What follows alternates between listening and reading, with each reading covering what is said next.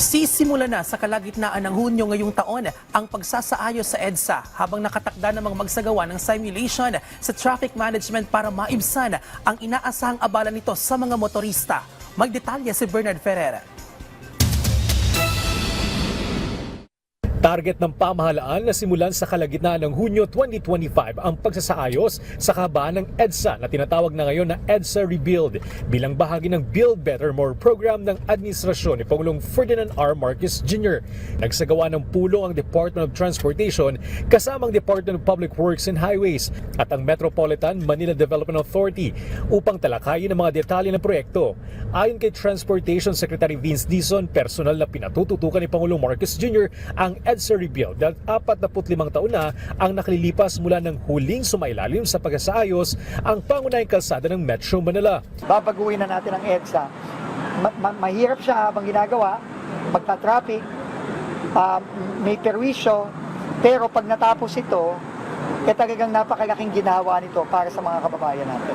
Sa isang hiwalay na panayam, sinabi ni MMDA Chairman Romando Artes na inaasang sisimulan ng proyekto sa Hunyo 13. Magkakaroon muna ng simulation para sa traffic management at mga hakbang upang mapagaan ang epekto ng proyekto sa mga motorista. Meron naman kami mga proposals at napag-agreehan na in consultation with different sectors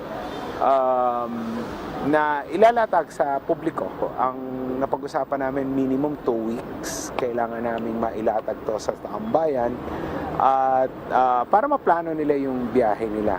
Inaasahan ding i-anunsyo sa susunod na linggo ang iba pang mahalagang detalye ukol sa proyekto.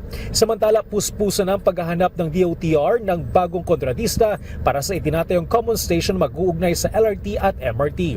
Pinag-aaralan ng DOTR ang iba't ibang opsyon sa ilalim ng bagong Government Procurement Act, kabilang na ang Public-Private Partnership o PPP scheme.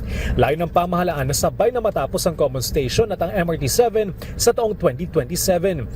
Isinagawa rin ang pilot testing ng wheelchair manlift sa Philam Station ng EDSA Busway sa Quezon City. Bahagi ito ng advokasya ng DOTR na gawing mas inclusive at accessible ang pampublikong transportasyon lalo na para sa mga persons with disabilities o PWDs.